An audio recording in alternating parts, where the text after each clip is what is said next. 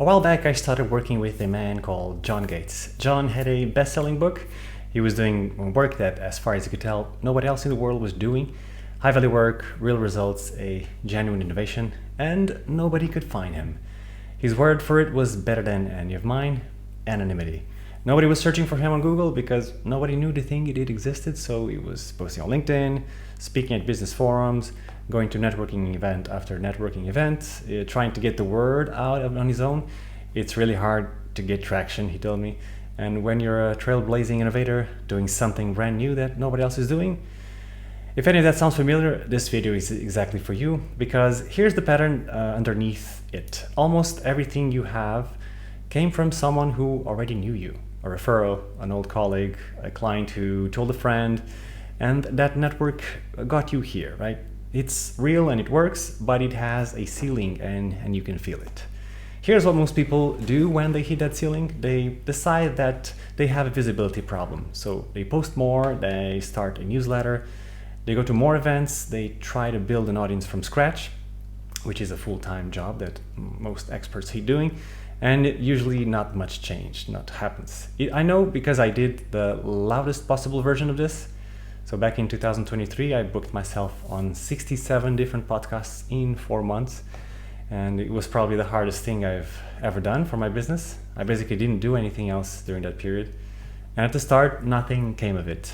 Fun conversations, nice people, crickets. I was solving the wrong problem.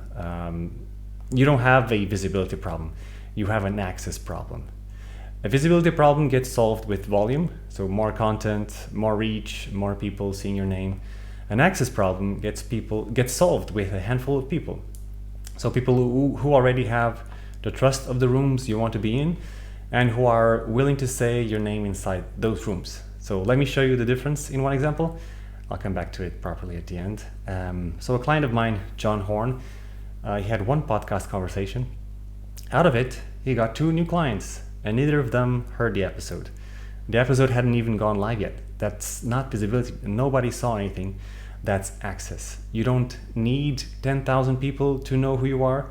You need 5 people who can open doors. And so the question stops being, how do I get seen? It becomes, who do I need to know? And how do I actually get to them? That's what I'm going to walk you through today. So the whole thing, start to finish. Who those people are and how to earn their trust fast and what to ask once you have it. Nothing held back. If you want to go and run it yourself, you're able to do so. So if access is the goal, the obvious question is how? So those people are busy. They don't know you, you've got nothing to trade yet, and here's the fastest route I've found, and I've tested most of them. So be a guest on their podcast. Not for the audience. Stay with me because this is the part that took me years to understand. Think about what actually happens in a podcast interview. You sit with a person for 45 minutes. They ask you questions, you think out loud, they watch you work. So compare that with anything else you could do to build trust with a stranger. Like a cold email gives you 8 seconds, a conference gives you a handshake and a business card. Content gives you a paragraph at a time and hopes they come back. 45 minutes of someone watching you think is a different category of trust. It isn't information about you, it's an experience of you. And they can't get it from your website. So here's the reframe. Being a guest on someone's show is an audition, not for the audience, for the host. And almost nobody realizes the audition is happening. Now, why the host specifically? Why not chase the biggest audience you can find? Because of what a podcast host has already told you about themselves in public before you've even sent them a message. So someone who runs an interview show has demonstrated 3 things repeatedly on the record. 1, they'll give a stranger 45 minutes of undivided attention. No introduction needed, no mutual friend, no warm referral. They do it every week. 2, they'll put that stranger in front of the audience they spent years building. They share, that's the whole format, right? 3, they have to keep doing it. If they publish weekly, that's 52 guests a year. 2 or 3 times a week, and you're looking at 150. They're not doing you a favor. They need people. Now look at who else might be chasing for access. The senior person at a conference has never shown you any of that. The connector on LinkedIn hasn't either. You're guessing. So with the host, you're not guessing. You are picking from the only group of people in your market who have publicly pre-qualified themselves as open, generous, and used to sharing their audience with someone. That is an unfair advantage, and hardly anyone uses it. Two honest things before we go on. The first is that not every show works like this. Some podcasts are content mills, some are thinly disguised lead generation, where the guest is the product and you're being sold to rather than interviewed. You'll spot them quickly. The second is about the listeners, because I don't want to overstate my case. Listeners do convert. I've had clients get calls out of the blue from someone who heard on episode. It's a lovely thing when it happens, and I'm not going to pretend it doesn't, but you can't plan around it. You can't control who listens or when or whether they act. It might be 18 months later, it might be never. The host is a part you can control. That's the whole argument. So take the listeners as a bonus and build your strategy around that relationship. Which brings me to the most important shift in how you search. So stop looking for podcasts, start looking for people. Here's the thing that nobody notices. So for most hosts, the podcast isn't a business. It's a side project attached to a real business. They run a consultancy, they have a membership, they sit inside a company. The show is how they build relationships, and it's the smallest part of what they actually have access to. Once you see that, you stop asking, how big is this show? You start asking, what does this person have around them? So 3 questions, and all 3 have to be a yes. Do they serve the same people you do, or people close enough that there's a real overlap? Do they sell something different from what you sell? This is the one people get wrong, and it's expensive. If you do what they do, you're a real competitor. They'll be polite, they'll probably have you on, and they will never open a single door for you, because why would they? You want the same audience, different lane. And are they the collaborative type? Most hosts are, which is the whole point of what I just said. Some aren't. Watch whether they promote their guests after the episode goes out, or whether they only ever appear in their own world. Same audience, different offer, open to working with people. If one of those is missing, just move on. There are millions of shows, then once someone passes, you sort them by what they've actually got. So the first type has an audience you can reach directly. An email list, a paid community, a membership, or a cohort. You go here if you know what you want as clients. The second type is a decision maker themselves. They run a company that could hire you. They sit inside an organization with a budget. They're one relationship away from someone who buys what you sell. You go here if what you want is relationships, or if the host might simply become the client. The third type is plugged into an ecosystem: associations, conferences, industry bodies. They know who books speakers because sometimes they're the one who books speakers. You go here if what you want is stages. Notice that none of those is about download numbers. Not the biggest shows, the right ones. Someone with 2,000 engaged listeners who sits on the board of an industry association is worth more to you than a general business show with 50,000 downloads every single time. Which brings us to the part nobody prepares for. Years ago, I had an intro call for a podcast I thought was way too big for me. The host was Chris Ward, and I'll remember that chat forever. She asked me why I wanted to be on the show and what I wanted to talk about. So I started blabbing all the things I did in my business, all the ways I help my clients. A few minutes in, and she stopped me and she said, "Yeah, can I interrupt you for a second? You're just sharing a lot of information. In a podcast context, that's boring and it doesn't work." And that stunk. You know, it was also the most useful thing anyone had told me that year, because here's what I got wrong. I thought positioning was something you did to prepare for an interview. Get your talking points ready, sound sharp, don't ramble. It isn't. So positioning is what you bring to the table when the partnership conversation starts. So think about it from the host side. After the recording, they're deciding what you're worth to them. If all you can say is that you help leaders communicate better, there's nothing there. they can't do anything with it. They can't introduce you to anyone specific because they don't know who specific is, right? But if you can say exactly who you help, exactly what changes for them, and walk them through the steps you take people through, now they've got something. Now they can think of a name. So 3 pieces, I call them the claim, the root, and the blocks. So the claim, who specifically you help, what specific outcome you deliver, and what makes you your way of doing it different. So most experts go broad here because broad feels safer, but it's the opposite. So going broad is like fishing with a net that has very wide holes. You might catch a few big fish, but almost everything you actually want slips through, straight through. The fastest way to find what's different about you is to look at what your people hate about the user solution and describe your outcome without the thing. Whatever they dread, whatever they avoid, whatever's been blocking them. So deliver the result without it. The one move that makes you stand out immediately. The route, the name, steps you take every client through from where they are now to where they want to be. 3 to 5 of them, bird's eye view, then give it a name. Picture 2 guides standing at the bottom of a mountain. The first one says, I'll help you get to the top. I've done this for years, trust me.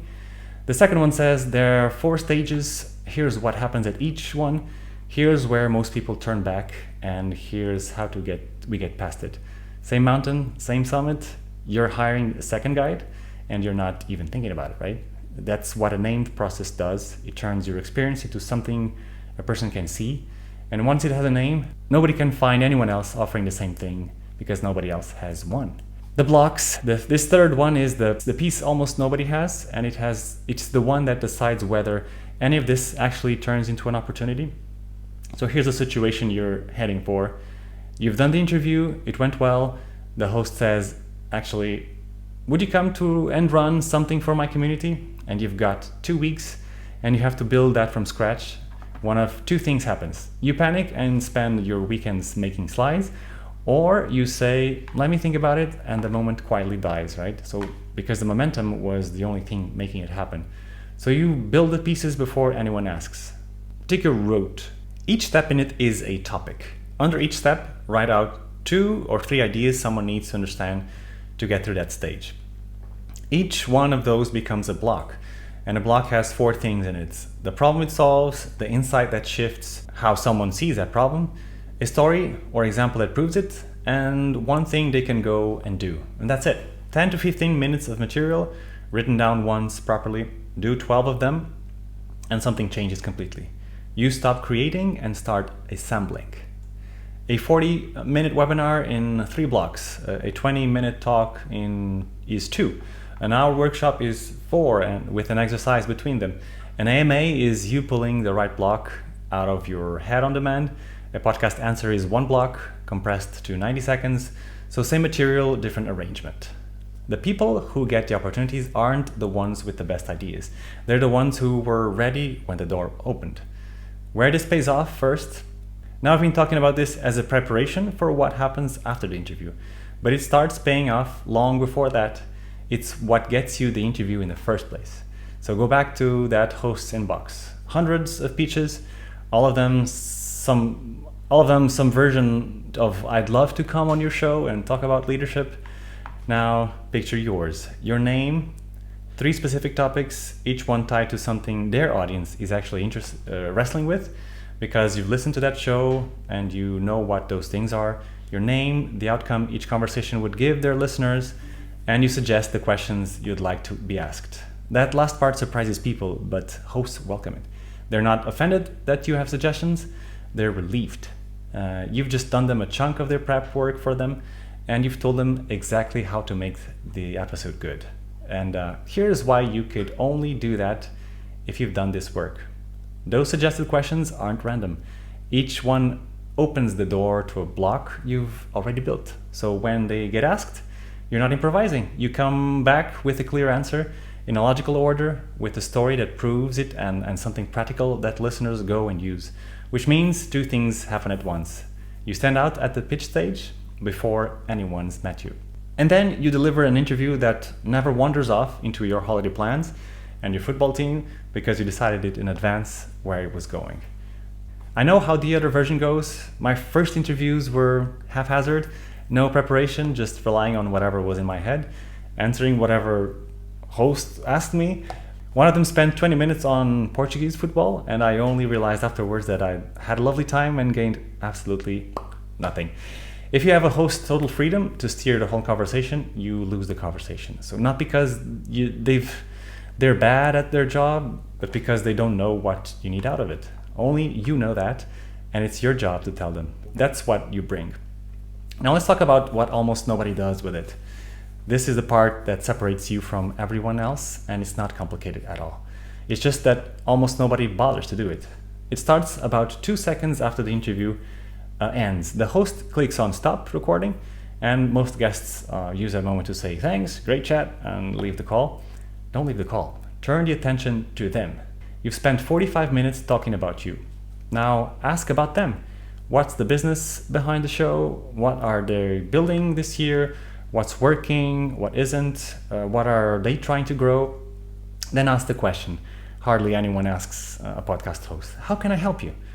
Say it and really mean it. So not as a pitch, not as a setup. You've just had someone give you their name and their audience, and you're asking what you can do in return. 2 things happen. The first is that they'll remember you because nobody asks them that. The second thing is that you'll walk away knowing exactly what they need, which is the raw material for everything that comes later. Write it all down as soon as you hang up. You'll use it. Now, why does this land so well? Because of what a host's world normally looks like. Their inbox is full of spam, mass pitches to research, no research, a wrong name half of the time. I know because my early pitches were exactly like that. So completely focused on me, totally boring, indistinguishable from anything else they got. I sent hundreds before it clicked. Some hosts were kind enough to tell me why. I don't see how you'd add value to my audience, or I get hundreds of emails just like yours, why should I care? And then there are the guests who do get on. They show up, talk about their stuff, say thanks, and disappear forever. The honest way to describe how that feels is simple. So they feel used. So the bar is on the floor, which is good news because clearing it doesn't take talent, it just takes attention. So 3 more things, all of them before you ask for anything. So the first one is the easiest and almost nobody does it. Promote the episode you're on. Ask the host for the raw video file, then use it. Cut clips, tag them, share it properly across your channels for more than one day. Most guests never share the episode they appeared on, not once. Hosts notice this every single time. And the second one is the strongest, and it's the one that changes how a host sees you completely. So bring them audience, not just content. Every host wants their show to grow. That's the whole point of the show. So instead of just handing them another episode, hand them views. Put a small ad budget behind the episode you're in and point it at people who would actually want to hear it. It doesn't need to be big money. Think about what that does. So every other guest gives a host content. You gave them growth. You made their show bigger. Nobody does this. And it isn't charity. Those views are your views too. More of the right people hear the whole conversation, which is 45 minutes of them getting to know you. So some of them will come looking for you. And the episode itself gets stronger as an asset. When someone searches your name 6 months from now, they find a real interview with real numbers on it instead of a page nobody watched. So you're growing their show and building your own proof at the same time. That's why it's the easiest thing in this video to justify. The third one costs almost nothing and lands harder than any of it. Send them something, not a gift card. Send something thoughtful that proves that you were listening. They mentioned the book they've been meaning to read, send it. They said their team's been flat out, send something for the team. Or they told you about a hobby, a place they're traveling to, a problem they're chewing on. Send a thing that fits. It takes 10 minutes and almost no money. And it moves you out of the category of people who want something and into the category of people that they actually know. Do all of this and something shifts. You stop being a guest who needs something. You become the person the host thinks about when they're wondering how to grow their show. Their reaction, and I've had this said to me, is basically, where did this person come from? That's when the conversation you actually want to be becomes easy. Now we get to the point of all of it. So you've done the interview, you've been useful, you know what they're working on because you asked and wrote it down. The relationship is warm. Now you ask for access, not exposure, their access. So there's a difference, and it's the difference between another episode and an actual opportunity. Before I show you the asks, let me deal with the thing that stops most people making them. The thought goes something like this. Why would they say yes to me? They've got the list, they've got the audience, I've got nothing to trade. That's the wrong maths. The value you bring is a partnership like this has almost nothing to do with the size of your following. You're not offering to swap audiences, you're offering something their audience wants and they can't produce themselves, which is your expertise, your proof, your route, your blocks, your story, which nobody else has, and your own network, which you almost certainly undervalue because you stopped noticing that you know people they don't. A host with 15,000 subscribers still has the same problem as everyone else. They owe those people something useful this month and they are not sure exactly what that is. You can solve that in an hour. Nobody's measuring your following. They're measuring whether you're useful, right? So what do you actually ask for? It depends on which of those three types of host you're dealing with, which is exactly why the search work matters. If you pick the right person, the ask writes itself. If they have an email list, offer to run a webinar or a live training for their list, not a pitch, like a proper session on something their people are stuck on, which you know how because you asked. You bring the content, you bring the slides, you show up and deliver. One thing decides whether this works, and it's easy to get wrong. The topic has to be something they don't already cover. Complementary, not overlapping.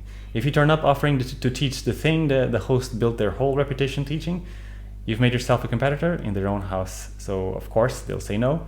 But if you cover a topic next to theirs, one their audience needs and they've never gone deep on, you're becoming the person who fills the gap they knew they had. Same audience, different lane. And that's the whole game. Look at what it does for everybody. So their audience learns something new. The host gets to be the one who gave it to them, which is what they're trying to do anyway. And you get to stand in front of a few hundreds of the right people, introduced by someone they already trust. So 3 wins. That's why it gets a yes. If they run a community or a membership, same thing, smaller and easier. A workshop or an MMA inside a group, the trust inside a paid community is far higher than anything on a public feed, and the host is always looking for ways to justify the membership fee. You just did that for them. If they're connected to an industry, associations, conferences, corporate events, industry bodies, here you're asking to be appointed at someone. So what events are they involved with? Who runs the programming? Is there a conference where your topic would fit? Half the time they're the one making that decision. The other half they know exactly who is, and an introduction from them lands completely differently than an application form. So this is where speaking gigs come from. Not from applying, from someone inside the ecosystem saying, you should talk to this person. If they've got a network but nothing structured, so no list, no community, no association, just a Rolodex and a lot of trust inside it, that's when referral arrangement makes sense. And there's one rule that matters more than the rest. Never lead with money. So don't open with a commission. Don't offer a cut before they've offered anything. The moment you put money on the table early, the relationship changes shape. So it stops being 2 people helping each other and starts feeling like they work for you. So people refer other people because it feels good to refer people. Paying them takes that away. If they ask whether you have a referral program, the answer is always yes, but you never go there first. And one ask that works with every single one of them, ask who else you should be talking to. So hosts know hosts. They're in groups with other hosts. An introduction from one host to another skips the entire queue. It costs them nothing and almost nobody asks for it. So 2 last things about how you make these asks. Be specific, painfully specific. Nobody in the world responds to let's hop on a call and explore synergies. Everybody responds to something concrete. Your listeners keep asking about this problem. I put together a 40-minute session that walks through it. Want me to run it for your list next month? You mentioned you're on the program committee of that conference. I've got a talk that would fit their theme. Would you be open to pointing me in the right direction?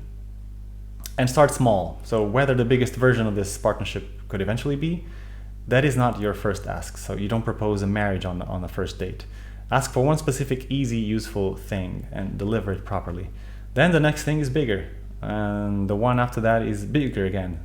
One conversation is never one opportunity. The episode is almost just the excuse to start that relationship. So let me come back to John Horn.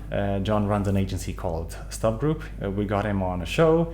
He did the work properly, and he built the relationships with the host afterwards. That host referred a friend to him. That friend became a client. Then that client referred another client. 2 clients out of 1 conversation. And as I said at the start, neither of them heard the episode. It hadn't gone live yet. Then there's Dr. Tony Dice. Tony works in trauma and addiction, mostly with veterans and first responders. We got him on a lot of shows, but one of them was a big one with a host whose world is full of exactly the people Tony speaks to. After the appearance, the inbound started. Event invitations he hadn't applied for, and since then he's been a featured presenter at the North Carolina Lawyer Assistance Program Conference, a keynote speaker at Bridging the Gap in Virginia Beach. He's run workshops at the Baltimore Convention Center, and he's got contracted keynotes booked through the end of the year in Rhode Island, Florida, and Virginia. Paid engagements from conversations, and a lot of those hosts had him back a second time, which tells you something on its own.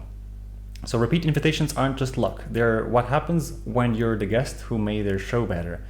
Now, the honest part. Everything I've just shown you works. You can go do it yourself, starting today. And I'd be glad if you did, but I want to be straight with you about what it costs. So those 67 podcasts took 4 months, and I did almost nothing else. Hundreds of pitches before the replies started coming. Research every day, follow up every week. It's a daily routine, not a side project you can pick up when things are quiet. Some people hear that and think, right, I'll block out the time. Good, go for it. Other people hear it and think, I'd rather buy the 4 months back. If you're the second one, here's what that looks like so you know before we ever speak. It's a 12-month engagement in 2 phases. Phase 1 takes you 2 to 3 months. It's section 3 of this video done properly and done for you. So your claim, your route, your blocks built out of the content, the books, and the experience you already have. It needs very little of your time, which is deliberate, because the reason most experts never do this is that they're busy doing the actual work. And there are a couple of pieces in phase 1 I didn't get into here, including how to package the offer at the end of it. Phase 2 is the campaign. So finding the right hosts against your specific goal, getting you into those rooms, and then building the relationships afterwards. Everything in sections 4 and 5 running as a system instead of something you remember to do when you've got a spare afternoon. So one thing I want to be clear about, because it matters, I and my team write everything, the outreach, the resources, the follow-ups, the sessions, but you send it in your own voice always. The relationship has to be yours. There's no point in me building you a network that then belongs to me. So phase 1 also works on its own if you'd rather have the foundation in place before anything else. That's it. If it sounds like a fit, book a call and we'll find out. Either way, please go and do something with this. There are too many brilliant people staying hidden while less qualified competitors get all the recognition. You shouldn't be one of them.